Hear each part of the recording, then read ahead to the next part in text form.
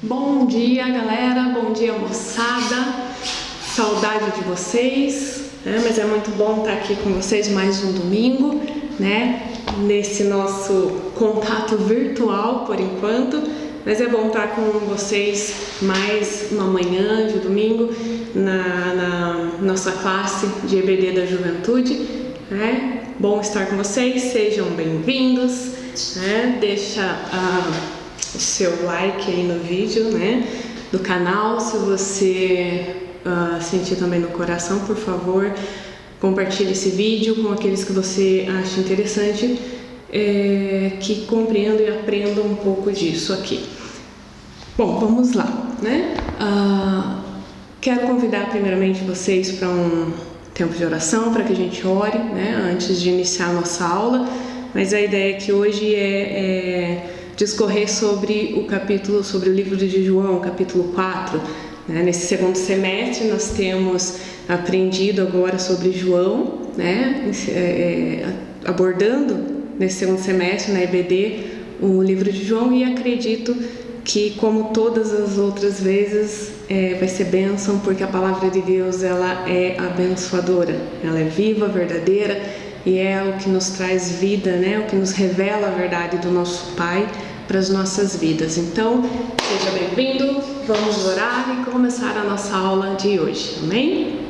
Senhor, nós te rendemos graças, Pai, te bendizemos, ó Deus, e louvamos o teu santo nome por podermos, ó Deus, estar mais uma manhã aqui aprendendo da tua palavra, Senhor, por essas ferramentas que o Senhor nos dá, ó Deus. A minha oração é que, em nome de Jesus, a nossa mente, o nosso coração sejam abertos agora para aprendermos de Ti. Ministra, Senhor, aquilo que está no Teu coração, ao coração dos Teus filhos, ó Deus. Usa-me, Pai, como canal, como instrumento nas Tuas mãos, para que a Tua palavra, a Tua verdade venha ser cravada, Senhor, no coração do Teu povo, e que também venha fluir na minha vida, Deus. Nós te agradecemos, Senhor, por esse tempo, por esse momento, que o Teu Espírito Santo, Senhor, seja conosco, que o Senhor venha nos fortalecer em meio a todo esse tempo, ó Pai, em que estamos vivendo, que a Tua graça seja sobre nós, que o Teu Espírito Santo nos sustente, Senhor, e leve-nos a águas mais profundas contigo, que a nossa fé, ó Deus, seja firmada nas Tuas Escrituras, firmadas no Senhor, ó Pai, para que possamos passar por todo esse período. Ser conosco, ó Deus, nessa manhã. Ensina-nos, ó Pai, muito mais de Ti. Revela-te a nós, ó Deus, em nome de Jesus. Amém. Bem, então vamos lá, como eu falei no início, vamos abordar hoje o capítulo 4 de João, né? Nós vimos na aula passada com Mateus sobre o capítulo 3, falando do novo nascimento, esse contexto todo de Nicodemos, e hoje nós vamos seguir então com João, aliás, o semestre todo, e vamos abordar o capítulo 4, que fala sobre o caminho em direção à Galileia, né? Quando Jesus faz aquele caminho de volta à Galileia, ok? Então, pega a sua Bíblia aí, seu caderninho de anotação, sua caneta. Sempre falo isso para vocês, e vocês sabem que eu gosto muito dessa ideia de que, se eu venho para uma EBD, né, seja ela aqui na igreja ou aí na sua casa, onde você estiver vendo esse vídeo, a ideia é, se eu quero aprender, é bacana ter um caderninho, um rabisco ali para fazer as minhas anotações e depois poder meditar com mais tranquilidade em cima delas. Amém? Então vamos lá.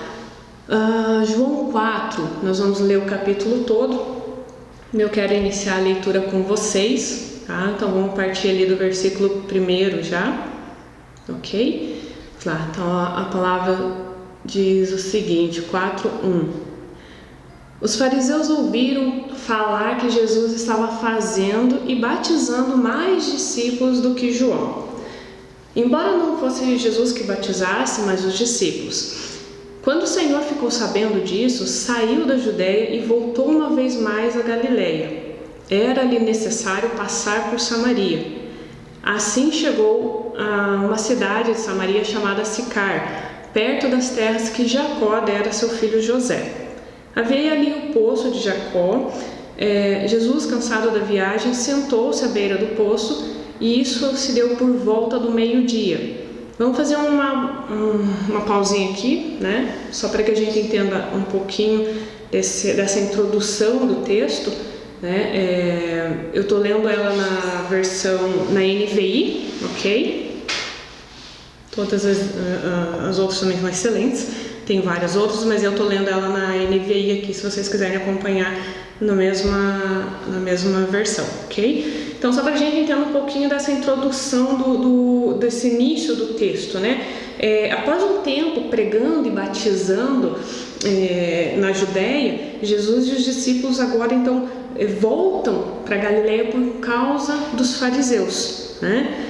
E para essa viagem acontecer, havia duas rotas possíveis de serem traçadas, de serem feitas, né? Seguir pela Transjordânia, né? Que era um caminho bem mais longo, mas passava por terras gentílicas, ou passar por Samaria, que era um caminho mais sinuoso, porém mais curto, ok? Só que a gente tem esse entendimento ali, um pouquinho da introdução. Um outro ponto bacana de dar atenção nesse início de texto é no versículo 4 aqui, que diz o seguinte: era-lhe necessário passar por Samaria. Veja, a gente acaba lendo assim meio que corrido e entende que então era necessário que Jesus passasse por Samaria.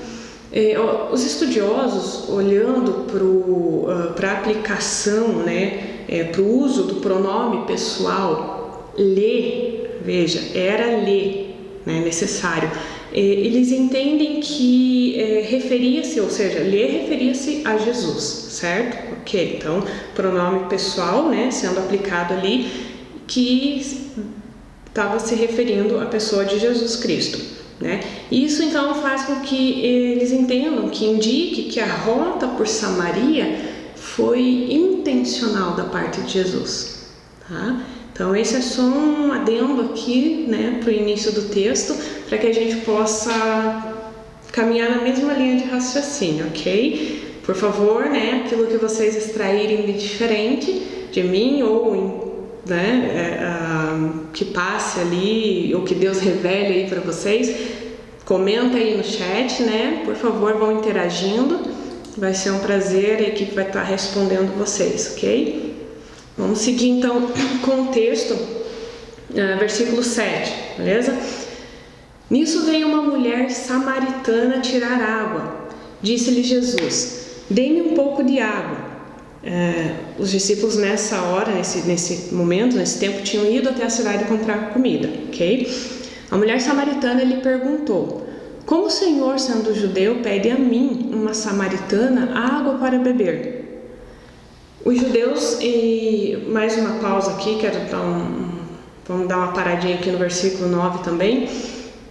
Os judeus, eles não se davam bem com os samaritanos, né? Então vamos entender um pouco desse contexto para que a gente possa seguir com o texto, tá? Aliás, escola bíblica é isso mesmo, né? É dar essas pausas para que a gente possa entender texto, contexto, história e tudo mais, né? Para que então o Senhor possa se revelar a nós, né?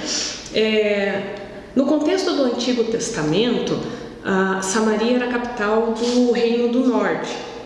Tá? Durante o período do cativeiro assírio, houve uma miscigenação dos judeus do Reino do Norte com os estrangeiros. 2 Reis 17, a partir do versículo 24, vai contar sobre isso, vai narrar isso, né? Vai contar isso. Inclusive, em outros anos, a gente já estudou na classe da juventude, né? Que mesmo no Regenerados, sobre o Reino do Norte, 2 Reis, enfim, e é muito válido você em casa, com o tempo depois, ler 2 Reis 17, a partir do versículo 24, que vai falar sobre esse contexto, vai te dar uma clareza maior desse contexto, tá? A partir de então, os samaritanos eles passaram a ser considerados rebeldes políticos, né? Impuros etnicamente, e diante da religião judaica, ok? Por causa disso, então eles eram proibidos de cultuar no templo judaico. E então, assim, construíram um templo, né, o seu próprio templo, no Monte Gerizim, tá? Gerizim, perdão. Veja, não era comum, olha que interessante, versículo 7 a versículo 9. Não era comum um judeu, né, um homem, conversar com uma mulher, menos ainda com uma samaritana. Né? Então não era prática, não era comum homens falarem, abordarem, né, os homens judeus falarem com as mulheres, abordarem as mulheres assim abertamente para conversar. Não era prática, não era comum, né, naquele tempo.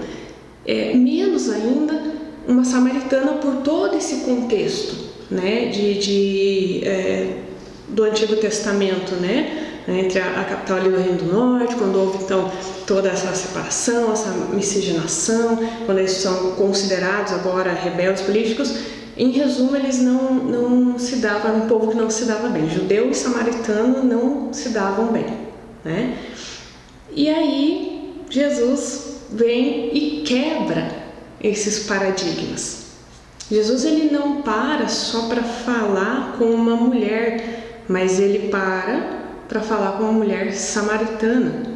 Ele nessa hora não olhou para quem era a pessoa, de que povo, de que tribo, de que grupinho, de que classe social, de que nível essa mulher era. Essa pessoa, ele não olhou se era uma mulher ou se era uma samaritana, creio que ele olhou uma pessoa. Jesus vem e quebra esses paradigmas em prol do quê? Do reino, né? Em prol de apresentar para essa mulher a salvação, né? A gente vai ver isso no decorrer do texto, mas Jesus, ele não se incomoda nesse momento com quem era essa mulher. Ele só se importa com a vida dela. Naquela hora, ele se importa em apresentar o reino do Pai dele, o plano de salvação para aquela mulher. Ele vem e quebra todos esses paradigmas. Puxa, um homem falando com uma mulher, um judeu falando com um samaritano, com uma samaritana. Então ele vem e quebra, ele não se importa com nada disso e quebra esses paradigmas, ok? Vamos seguir no texto aqui. Versículo 10. Sim, eu vou, conforme a gente for lendo o texto, eu vou fazendo essas pausas, né, esses times, para que a gente possa discorrer sobre o texto mesmo e aprender. E vocês fiquem à vontade para mandar aí no chat, comenta aí, nos ensine também, por favor, aquilo que o Senhor ministrar no teu coração, compartilha conosco, ok? Que vai ser bênção com certeza. Então, versículo 10. Jesus lhe respondeu: se você conhece o dom de Deus e quem lhe está pedindo água, você lhe daria, pedindo, e ele lhe teria dado água viva. Disse a mulher: o Senhor não tem com que tirar a água e o poço é fundo. Onde pode conseguir essa água viva? Acaso o Senhor é maior do que o nosso pai Jacó, que nos deu o poço, do qual ele mesmo bebeu, bem como seus filhos e seu gado? Jesus respondeu: quem beber desta água terá sede outra vez, mas quem beber da água que eu lhe der nunca mais terá sede.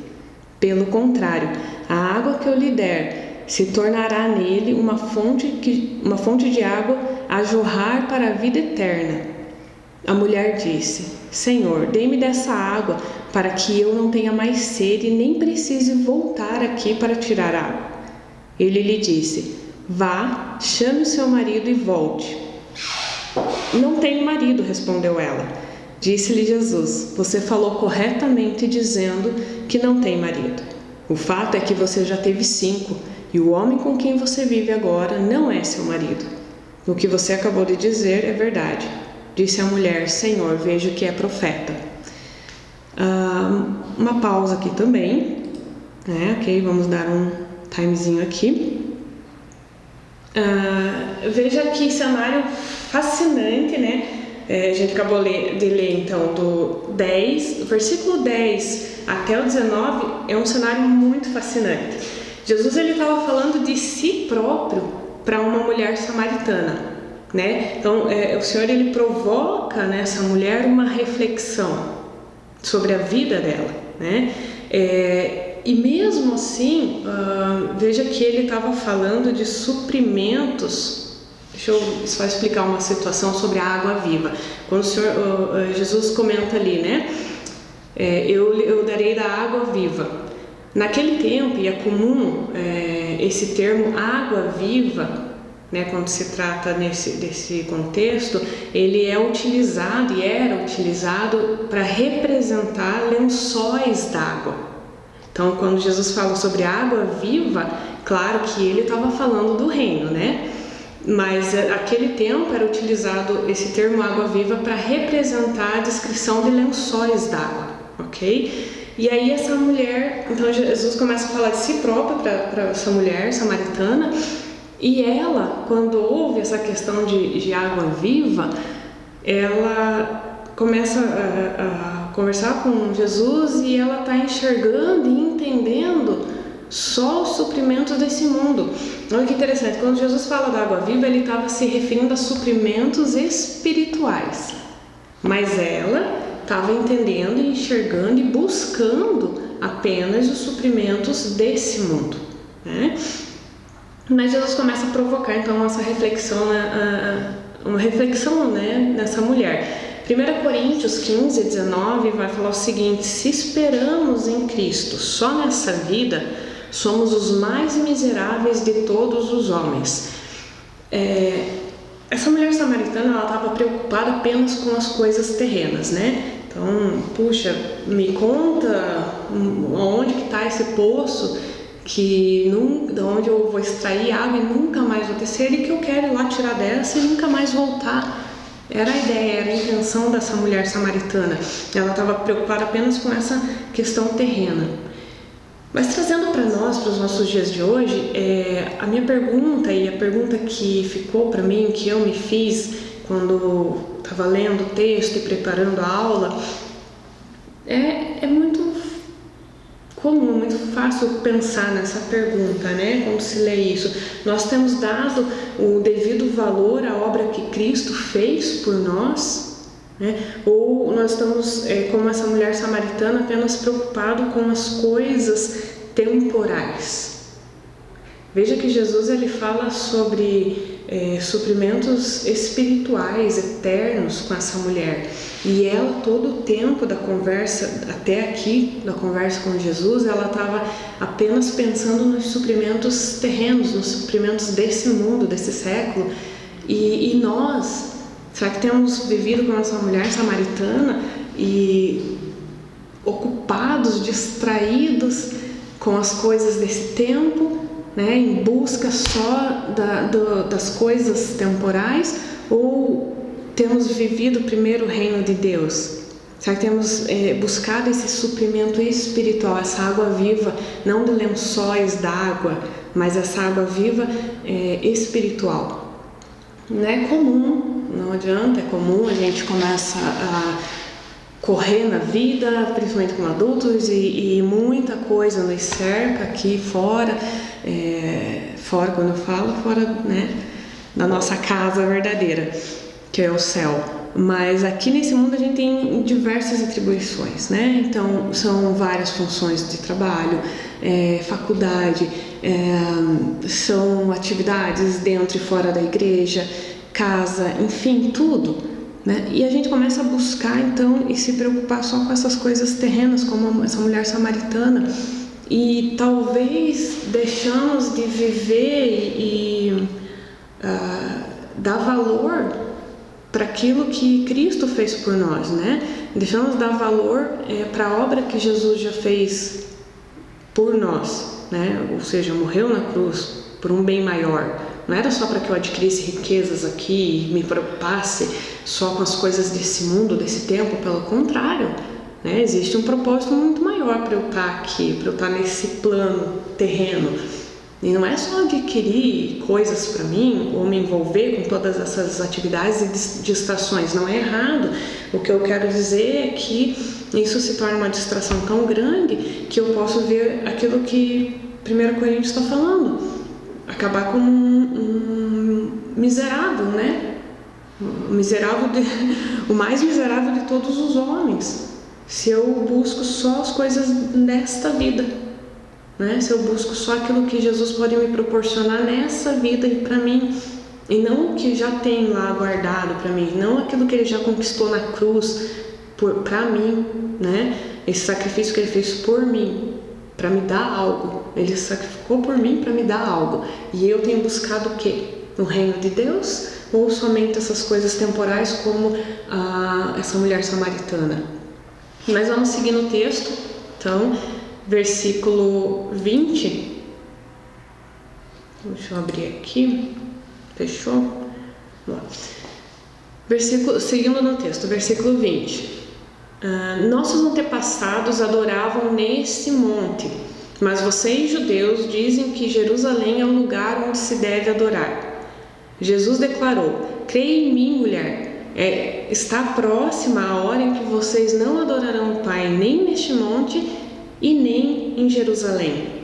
Vocês, samaritanos, adoram o que não conhecem. Nós adoramos o que conhecemos, pois a salvação vem dos judeus.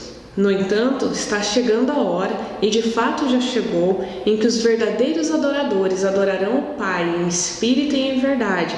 São esses os adoradores que o Pai procura. Deus é espírito, e é necessário que os seus adoradores o adorem em espírito e em verdade.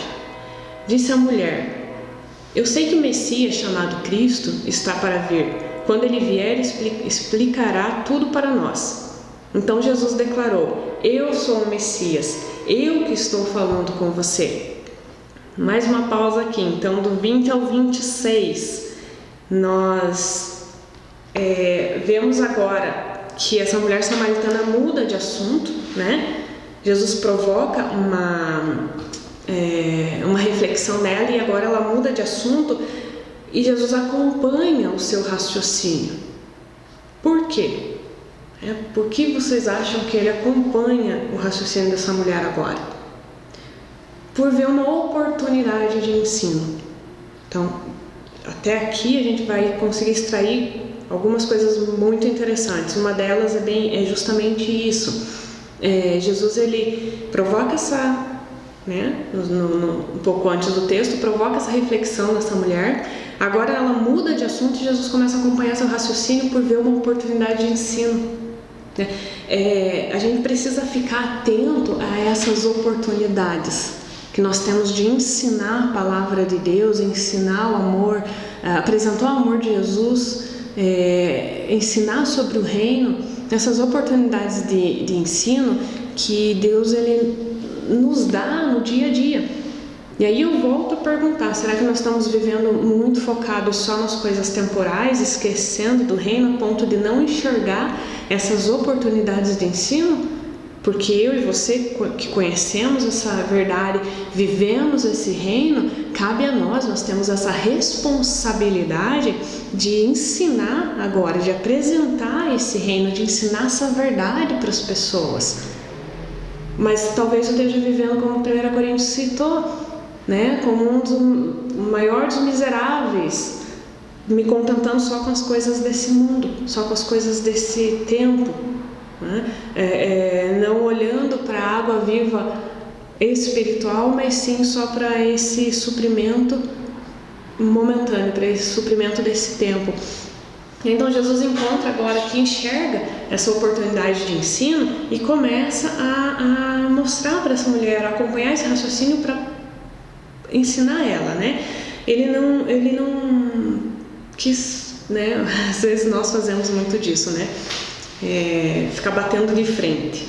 Ao invés de Jesus ficar batendo de frente, claro que Jesus ele confrontou a mulher samaritana, ele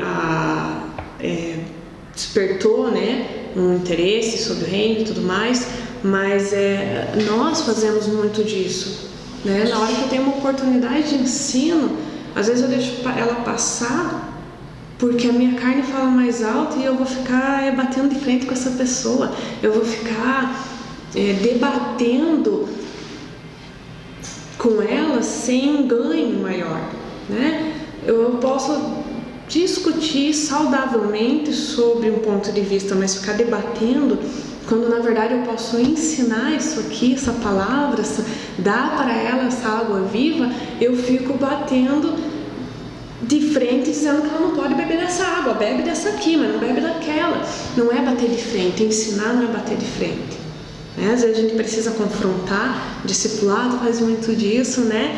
E é uma bênção, mas a gente precisa ficar atento a essas oportunidades de ensinar e não perder elas debatendo negativamente, mas sim instruindo a verdade, né?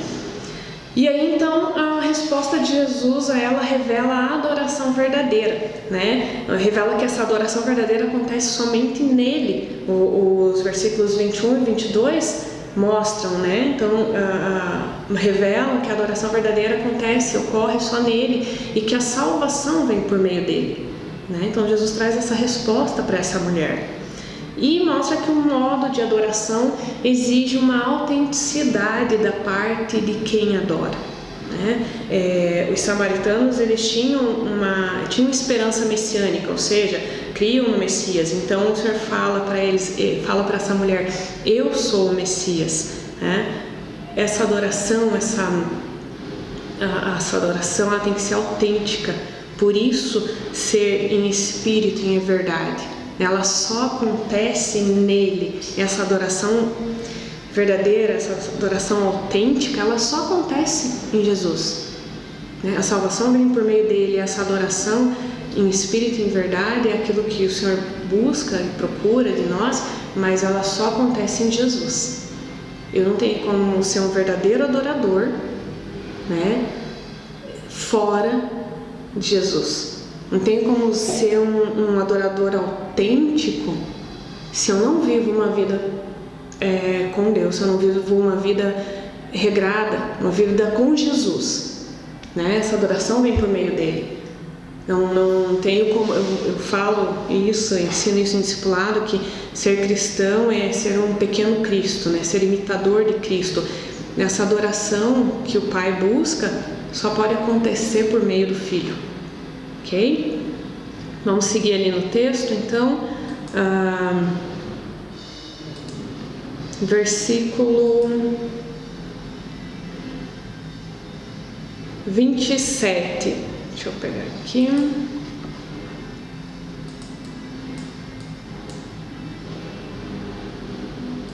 Vamos lá para o versículo 27, a partir do 27. Naquele momento, os seus discípulos voltaram e ficaram surpresos, lembrando, né, no início da aula, no início da leitura do texto, então que eu mencionei, quando Jesus para descansar no poço e inicia uma conversa com a mulher samaritana. Naquele momento, os discípulos haviam ido até a cidade para buscar comida. E agora, a partir do 27, versículo 27, a gente vê isso. Naquele momento, os discípulos voltaram e ficaram surpresos ao encontrá-lo conversando com uma mulher, mas ninguém perguntou: que queres saber? Ou por que está conversando com ela? Ninguém perguntou nada. Então, deixando o seu cântaro, a mulher voltou à cidade e disse ao povo: venham ver o homem que me disse tudo o que eu tenho feito. Será que ele não é o Cristo? Agora a mulher desperta uma reflexão, no povo. Então saíram da cidade e foram para onde ela estava. Enquanto isso, os discípulos insistiam com ele: mestre, come alguma coisa. Mas ele lhes disse: tenho algo para comer que vocês não conhecem. Então os discípulos disseram uns aos outros: será que alguém lhe trouxe comida? Disse Jesus: a minha comida é fazer a vontade daquele que me enviou e concluir a sua obra. Vocês não dizem: daqui a 4 meses haverá colheita? Eu lhes digo: abram os olhos e vejam os campos. Eles estão maduros para a colheita. Aquele que colhe já recebe o seu salário e colhe fruto para a vida eterna, de forma que se alegram junto com os que semeiam e que colhem. Assim é verdadeiro o ditado: um semeia e o outro colhe. Então, versículo 38. Eu os enviei para colherem o que vocês não cultivaram. Outros realizarão o trabalho árduo e vocês vieram a usufruir do trabalho deles. Vamos dar uma pausa aqui, né, também até o 38. Vamos ler até o 38 e vamos falar um pouquinho sobre ele. Vamos aprender sobre isso, né? Deixa eu pegar aqui. Então agora nós temos o primeiro tempo ali, então, né? Falando. Olha que interessante. O primeiro tempo, nós temos no texto, então, aquele primeiro tempo onde Jesus está ensinando, né, a mulher samaritana, aquele primeiro momento do tempo onde eu consigo ver e aprender sobre a intencionalidade de Jesus com a vida daquela mulher samaritana. Então, e agora a gente vai para extrai aqui do texto um segundo momento, né, que é essa pedagogia de Jesus, né? Nesse segundo momento do texto eu consigo enxergar a pedagogia de Jesus, né? Então ele ensinou no primeiro momento, né, na passagem anterior, a mulher samaritana, e agora ele segue ensinando os discípulos. E olha que interessante a pedagogia dele, que ele usa, né? Ele pega então os recursos daquela época, né, para falar algo que era ele pega os recursos que eram conhecidos naquela época para ensinar os discípulos, né? Ou seja, ele fala sobre o quê? Sobre a plantação e a colheita. O versículo todo, o texto toda, a passagem toda vai falar sobre esse plantar e colher, né? Essa lei, isso foi falado para mim, pelo menos quando foi me ensinado muito em discipulado. Eu procuro ensinar isso também. Uns plantam, né? Uns preparam a terra, outros plantam e outros vão colher. E é assim na nossa vida. Alguém um dia preparou essa terra aqui chamada Ana.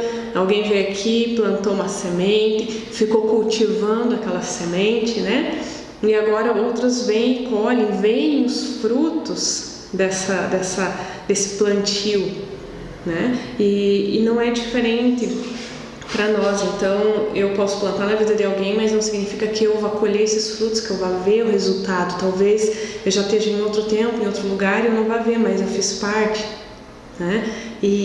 Mas agora a gente enxerga 27 ao 38, então essa pedagogia de Jesus ensinando os discípulos, usando recursos daquela época, falando de algo que era conhecido para eles, que era a plantação e a colheita, né? Ou seja, eu posso usar desses recursos, né, desses elementos, os elementos desse mundo passageiro para ensinar os valores eternos do reino.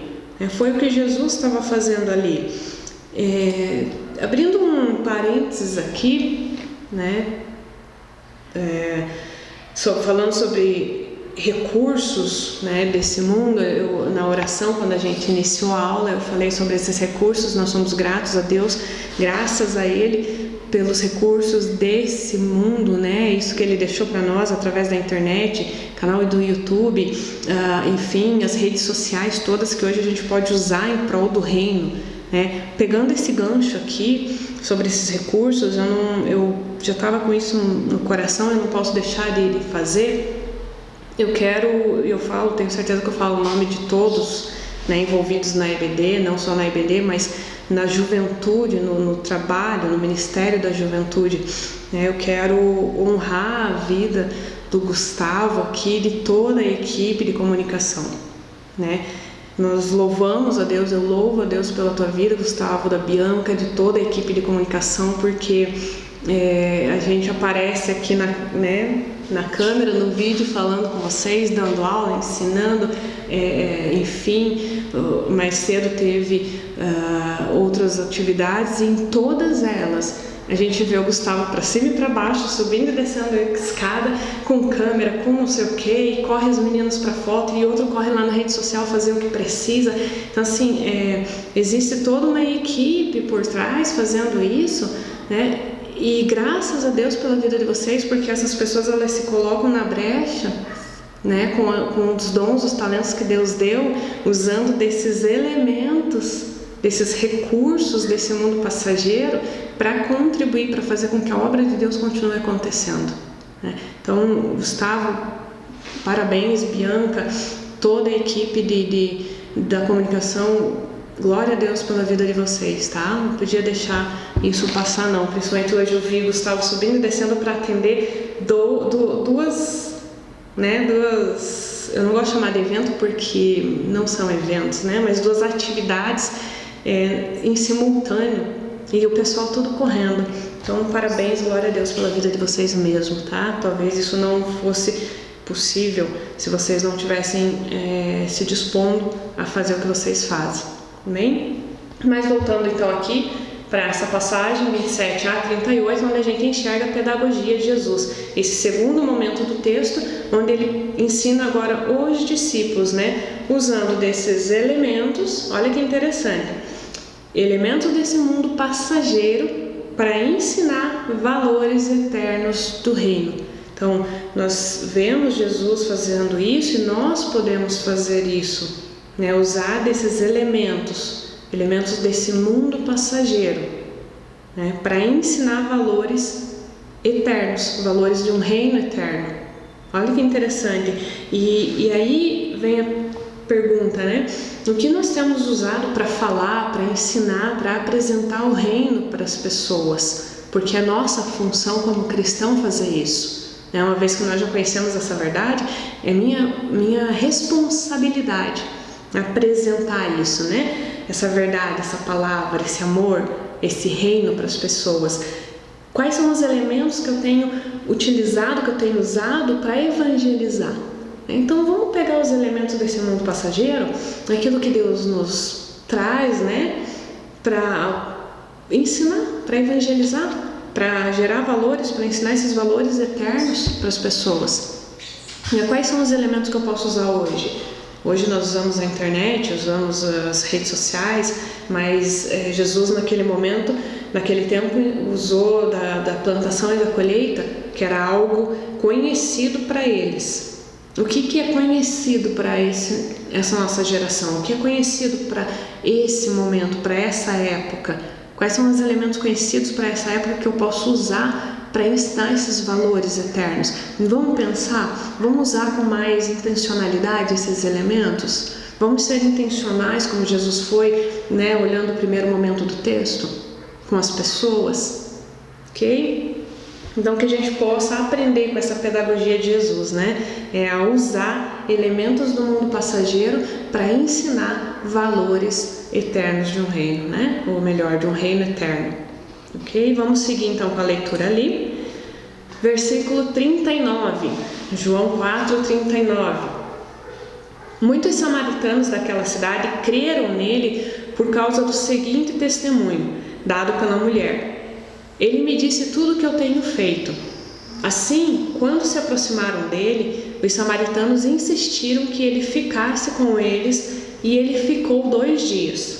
Por causa da sua palavra, muitos outros creram e disseram à mulher: agora cremos não somente por causa do que você disse, pois nós mesmos ouvimos e sabemos que este realmente é o Salvador do mundo. E olha que interessante, né? 39 ao 42, agora eu tenho um terceiro momento aqui. Então, né, a gente extrai o primeiro momento lá onde Jesus se encontra com a mulher samaritana, onde ele tem essa intencionalidade com essa mulher samaritana. Passamos para um segundo momento onde ele ensina os discípulos com elementos desse tempo, né, desse mundo passageiro, e agora nos encaminhamos para um terceiro momento onde o texto nos mostra o encontro de Jesus com outros samaritanos. Agora não é mais só aquela mulher, além da mulher samaritana, ele se encontra com outros samaritanos, né? Um povo que não se dava, né? Judeus e samaritanos, lembrando lá do início do texto. E olha que interessante que o texto ensina. Então a mulher vai até a cidade, fala para os demais samaritanos que ela encontrou então um homem que discorreu a vida dela, né? Falou tudo que ela vinha fazendo e vivendo sem ela nunca ter visto o homem. E aí esse povo agora vai de encontro a Jesus para ouvir ele. Então eles escutam, né? Jesus passa mais 2 dias com eles lá e passa mais 2 dias em Samaria. E agora o povo começa a crer em Jesus, não pelo que a mulher falou apenas, mas porque eles ouviram. Eles não creram mais só no que ouviram falar, e sim no que viram, né? Então, tem uma coisa muito interessante no Evangelho, na vida, na caminhada cristã, que é conhecer não só de ouvir falar, mas face a face, né? Então, eu preciso, como cristão, me perguntar se eu estou contente com o modo que eu conheço Deus. Não, tudo bem, eu conheço Deus de ouvir falar, mas eu quero conhecer Ele face a face, né? No termo figurativo, talvez. Eu sei que, né, se nós vemos a face de Deus agora, não sei se a gente fica aqui para contar a história, mas eu quero conhecer Ele intimamente. Esse face a face que eu quero dizer é nessa intimidade, não do que os outros me contam apenas. Ok, são testemunhos e é bênção, porque a palavra me ensina que eu devo testemunhar, porque o testemunho edifica a fé do meu irmão, né? Mas agora que eu escutei o testemunho, que eu conheço esse Deus de ouvir falar através de outras pessoas, agora eu quero conhecer Ele intimamente. Então essa parte do texto me mostra que não basta eu conhecer apenas pelo testemunho dos outros, eu tenho que ter a minha história com Deus. Mas será que eu tenho a minha história com Deus? Eu estou vivendo baseado na história de vida com Deus de outras pessoas. Eu estou vivendo a minha vida com Deus baseada na intimidade que o meu irmão tem com Deus, mas eu mesmo não tenho buscado essa intimidade. Aqui, no primeiro momento, o testemunho da mulher samaritana atrai esses outros samaritanos, atrai o desejo deles conhecerem Jesus, conhecerem esse homem, esse profeta que ela falou. E aí depois de ouvirem, de conhecerem pessoalmente Jesus, não só pelo testemunho dela, mas agora por conhecerem pessoalmente, então eles passam a crer que Ele realmente é o Salvador do mundo. Até então, pelo testemunho, eles tiveram interesse em conhecer, mas a partir do momento que eles viram face a face Jesus, que eles conheceram pessoalmente, então eles passaram a crer e reconhecer que realmente Ele era o Salvador do mundo. Eu preciso querer, eu preciso desejar, eu preciso ser intencional nisso, nesse desejo de conhecer intimamente esse Deus que testemunharam para mim. Um dia eu ouvi falar desse Deus, um dia deram um testemunho sobre Ele. Ok, agora eu passei a conhecer Ele de ouvir falar, mas agora eu quero conhecer Ele intimamente, eu quero conhecer Ele como meu amigo, eu quero ter a minha história com Ele, né? E essa parte do texto me convida a isso particularmente, né? E é o que eu extraio, é o que eu entendo. Se vocês extraem algo diferente, compartilhe, por favor, né? Vai ser bênção. Mas o que eu quero trazer para vocês é nesse sentido. Não conheçam a Deus, não se contentem em conhecer a Deus só de ouvir falar, só pelo testemunho de vida de outras pessoas, mas queiram mais, queiram conhecer Deus face a face, queiram ter uma história de vida com Ele, queiram ter intimidade com esse Deus, queiram conhecer Ele pessoalmente, né? Não só de ouvir falar, ok? Então eles conheceram Jesus não só de ouvir falar, mas agora face a face, né? E aí puderam crer que Ele era o Salvador, pelas palavras, né? Vamos seguir então com o texto no 43, né? Já perto do final do texto. Então o versículo 43, a partir do 43, né? Vai falar o seguinte. Opa, estava na outra telinha aqui, vamos puxar.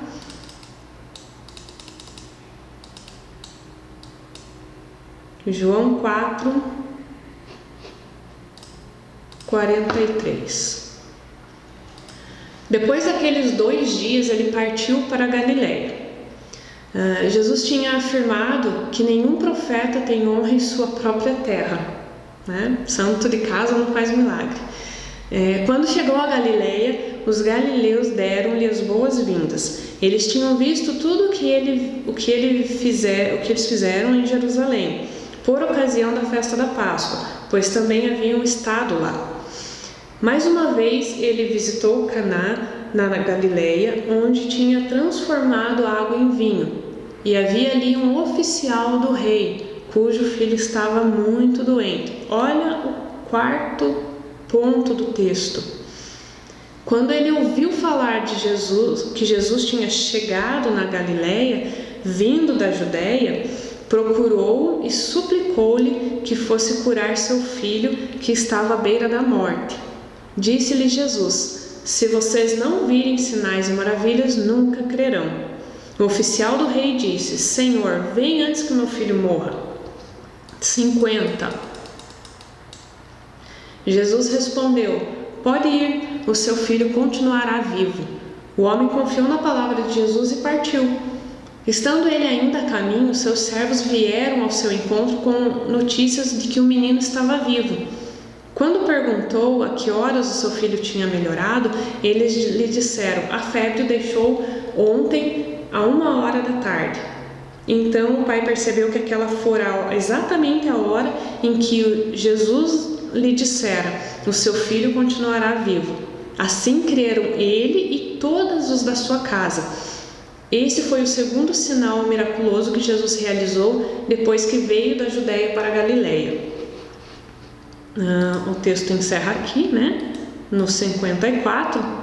E o que a gente extrai nesse 4º momento do texto, nessa passagem entre 43 e 54, né? Esse encontro que o texto me mostra agora, um encontro com o oficial, o encontro de Jesus com o oficial do rei, né? Muitos já conhecem essa história. Na verdade, o livro de João é um livro bem abordado em discipulado. Então, acredito que alguns de vocês já leram e releram ele, mas sempre tem muita coisa para estar aí, porque a palavra de Deus ela se renova todos os dias, né? E aí eu pergunto para vocês, o que nós extraímos dessa passagem, do 43 ao 54, nesse encontro de Jesus com o oficial do rei? É nítido ver a fé sendo movida aqui, né? Então, a cura do filho pela palavra de Jesus.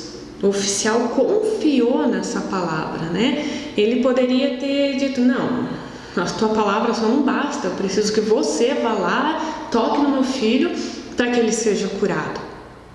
Mas não, Jesus ele deu a sua palavra, ele só lançou a sua palavra, declarou, né, essa palavra de cura sobre a vida do filho desse oficial do rei. E o oficial confiou. Olha a importância desse confiar, né? A confiança, né? A fé se estabelece nessa confiança. E aí a gente entra num detalhe muito rico sobre fé, né?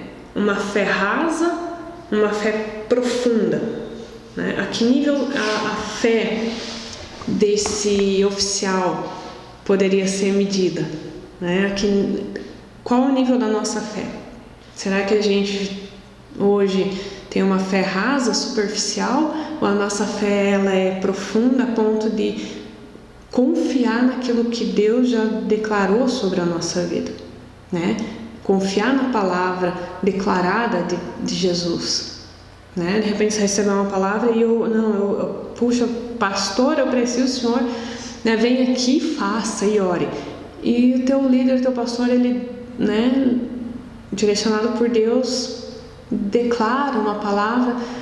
A tua fé tem que ter profundidade, né? Foi o que esse oficial do rei fez, mostra para nós, né? Ele confiou na palavra de Jesus, dada por Jesus. Então o filho dele foi curado, né? Essa fé rasa que precisa ser aprofundada em nós, precisa ter uma raiz mergulhada em Jesus, né? De acreditar e confiar naquilo que Ele nos diz, naquilo que a palavra dele já nos diz, naquilo que a gente recebe como promessa, confiar de que toda a situação que a gente vive hoje vai passar, já está passando e vai passar, né? Por que situação melhor que essa pandemia que a gente está vivendo, por pior que ela seja, com certeza, mas para aprofundar a nossa fé em Deus, né? Para que situação melhor do que essa que a gente está vivendo, infelizmente, para moldar a nossa fé e fazer com que nós tenhamos uma fé mais profunda e não essa fé rasa, superficial, né? Fé no que é eterno, né? Fé nas coisas eternas, nas coisas do reino e não nas coisas passageiras. Fé naquilo que é eterno e não nas coisas passageiras. Outra questão da fé, né? Nesse capítulo que eu extraio, é uma fé enraizada no reino de Deus, não nas coisas temporais, não no reino que eu construo, não no reino material que eu construí, mas num reino eterno. A minha fé, ela tem que estar lá, né? A minha fé que nessa situação de pandemia, ela está no Senhor, que o Senhor vai nos dar a cura, que o Senhor vai nos trazer a cura, que o Senhor vai nos trazer a vacina, enfim, seja lá como for que Ele decidir que tem que ser. A minha fé está nele, não está nas coisas temporais, nas coisas passageiras. Mas essa fé aprofundada, essa confiança, ela só acontece se ela tiver uma manutenção, né? E eu quero chamar atenção para isso, né? Principalmente nesse tempo que a gente está vivendo. É comum, né? É normal, a gente precisa a gente tem que ter uma manutenção da nossa fé. Nesse tempo, mais ainda, nesse período que a gente está vivendo. E a minha pergunta, a pergunta que eu faço para mim, que eu fiz para os da minha casa e que eu faço para vocês, enfim, como anda a manutenção da nossa fé? Mas como é essa manutenção, Ana? Né? Como que eu faço a manutenção de uma fé, da nossa fé? Né? É através da leitura da palavra, é através do jejum, é através da oração. Quanto tempo eu dedico do meu dia para a oração, para a leitura? Né? Quanto tempo, como anda a minha devocional diária, semanal, mensal, anual? Já nem lembro mais qual foi a última vez que eu fiz. Uma fé sem manutenção, ela vai ser uma fé rasa, ela não vai ter profundidade, ela não vai ter raiz, ela não vai estar enraizada no reino. Ela vai ser uma fé nas coisas passageiras e vai passar como tudo nesse tempo, né? Então eu preciso fazer a manutenção da minha fé para que ela seja enraizada, para que ela seja estabelecida nas coisas do reino, no reino eterno, né? E não nas coisas temporais. Jesus, ele causa, né? A gente vê essa parte do texto, Jesus causando nesse oficial do rei um despertamento da sua fé, da sua confiança, né? Será que a gente não tem sido despertado nesse tempo? Será que Deus não está tentando causar em nós um despertamento desde o início dessa pandemia toda, né? Para que a nossa fé, a nossa confiança se volte a Ele, para que a gente lembre que a nossa fé não tem que estar nas coisas desse tempo, mas no reino dele, né? Ele causa um desprendimento no oficial do rei também. Mas desprendimento do quê? Esse homem, né? Esse pai, ele era um oficial do rei, ele tinha uma alta patente. E nessa hora Jesus causa um desprendimento desse oficial a essa patente. Ele se desprende dessa patente que ele exercia, que ele tinha, e ele passa a confiar no que ele vinha ouvindo falar. Pois Jesus veio, fez, curou, operou milagres.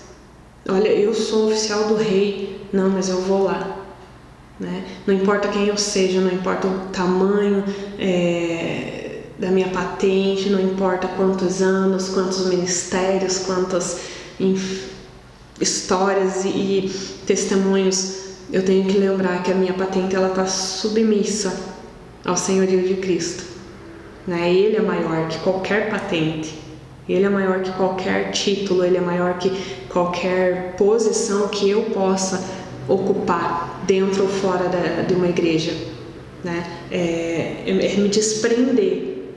Eu posso ser o maior dos maiores, mas eu tenho que me desprender disso se eu quiser que Jesus venha e faça a obra, porque não é a minha posição que vai fazer a obra na minha vida, é a posição que eu assumo diante, ou melhor, aos pés do Senhor, que vai fazer as coisas do reino na minha vida, vai trazer as coisas do reino para a minha vida, né? Então Jesus ele declara, né, ele declara a cura sobre a vida do filho desse oficial do rei.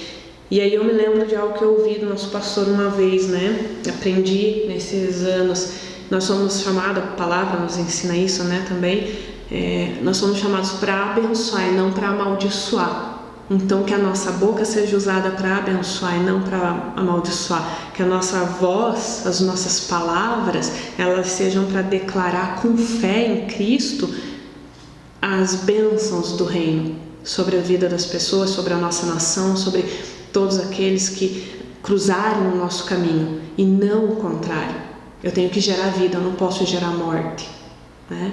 Sendo eu um cristão, sendo eu um imitador de Cristo, eu preciso lembrar que eu estou aqui para abençoar e não para amaldiçoar. Então eu não estou aqui para falar mal, eu não estou aqui para fazer rodinha de fofoca, eu não estou aqui para criar contenda, eu não estou aqui para bajular, né? Eu estou aqui para abençoar, indiferente do povo, seja ele judeu ou samaritano, né? Seja ele do meu convívio ou não, seja um povo que é mais fácil de eu abraçar ou não, né? Jesus não olhou para isso, pelo contrário, ele entendeu que ele estava lá para abençoar. A intenção dele era levar a mensagem da salvação, apresentar a mensagem de salvação para aquela mulher e para todos os que cruzassem com ele, indiferente se eram povos rivais ou de uma patente grande ou não, né? Jesus ele estava lá intencionalmente para abençoar e transmitir a mensagem da salvação, né? Esse plano de salvação, né, que o Evangelho nos traz. Ele estava lá para isso, para executar a obra do Pai dele, né, para levar a salvação para aquela mulher e para o povo, para aqueles samaritanos. Amém? Então, se encaminhando para o fim, então, né, e algumas ponderações aqui para concluirmos, né? A leitura do texto vai até esse versículo, então, até o versículo 54 aqui, né, e encerra nesse quarto momento onde Jesus se encontra com o oficial do rei, né, e então declara a cura sobre o filho dele, e esse oficial confia na palavra de Jesus, né? Ele tem essa fé agora, né, edificada. E para concluir, né, o meu desejo é que a gente possa, né,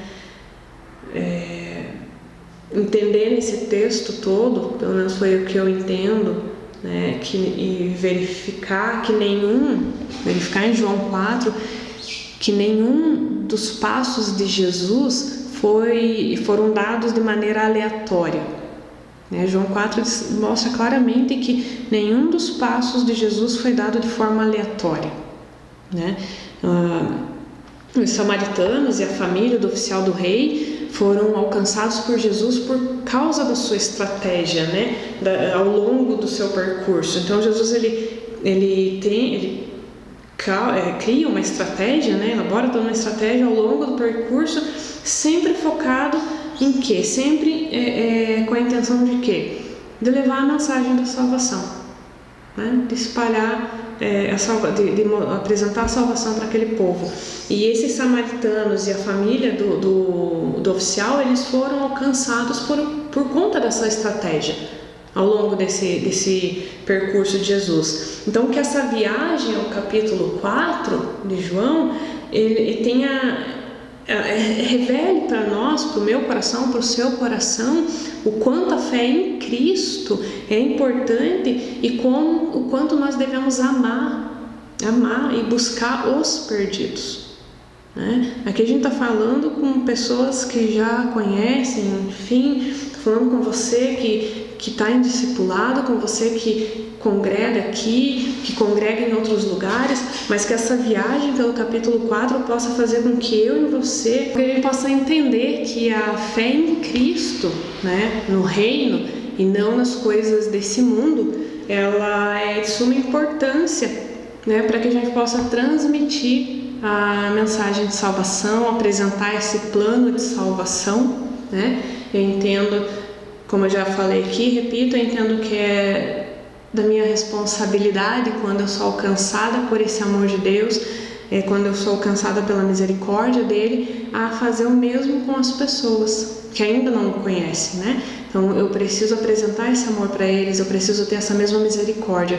Então que essa viagem pelo capítulo de João, né, capítulo 4, possa revelar ao meu e ao teu coração justamente isso, o quanto a fé em Cristo ela é importante, né, nas coisas do reino eterno, e o quanto eu devo amar e buscar os perdidos, porque essa é a nossa trajetória principal aqui nesse tempo, né? Tudo que eu venha a ter é um extra, né? Que eu possa usar os elementos desse mundo passageiro, os elementos dessa época, os recursos dessa época, os dons e talentos que o Senhor me deu, sempre com esse propósito, né, de amar e alcançar, buscar os perdidos, porque é breve a vinda do Senhor, né? Eu creio que o Senhor virá, né? Eu creio na vinda de Jesus e eu espero, né, que ninguém fique, enfim, eu gostaria que todos fossem alcançados, né? Então que eu possa fazer esse papel, que você possa fazer o seu papel de buscar pelos perdidos, porque é muito bom estar aqui, é muito seguro estar aqui, mas essa segurança, esse amor é para os que ainda não conhecem também, né? Então que nós possamos amar e buscar os perdidos como um dia nós fomos amados e fomos alcançados, né? Um dia eu e você fomos os perdidos da história também, né? Então não vamos apontar o dedo, não vamos julgar, não vamos condenar, porque esse não é o nosso papel, né? Mas que a gente possa aprender com essa intencionalidade de Jesus com a mulher samaritana a amar e buscar, indiferente de patente, indiferente de gostos, indiferente de ciclos de amizade, de povos, que a gente possa amar e buscar os perdidos. Amém? Então esse é o meu desejo, né? Você que esteve com nós, né? Um abraço, muito obrigada. Você que vai assistir esse vídeo, talvez em outro momento, que Deus possa tocar também o teu coração, falar com você da mesma maneira que Ele vem falando conosco. Tenho certeza que o Senhor deseja se revelar a cada um de nós, né? E que esse seja um domingo abençoado, então, uma semana de notícias maravilhosas, né? Se inscreve no nosso canal, Regenerados, né? Busca as nossas redes sociais, Regenerados, a Juventude IBNC. Se você ainda não faz parte, você é muito bem-vindo, né? Entra em contato conosco, deixa o teu contato, enfim, vai ser um prazer caminhar com você, vai ser um prazer te ouvir, né? Vai ser um prazer apresentar para você esse plano de salvação, essa mensagem da cruz que o Senhor tem para cada um de nós, não é só para mim, é para todos nós, é para você também, e nós estamos aqui para isso, para te receber e para caminhar com você em amor, ok? Então, Deus abençoe grandemente o seu dia, a sua semana, a sua vida. Tô morrendo de saudade. A gente se vê domingo que vem na próxima aula, né? E vamos caminhando em direção ao reino. Amém? Um beijo no coração de vocês. Deus abençoe.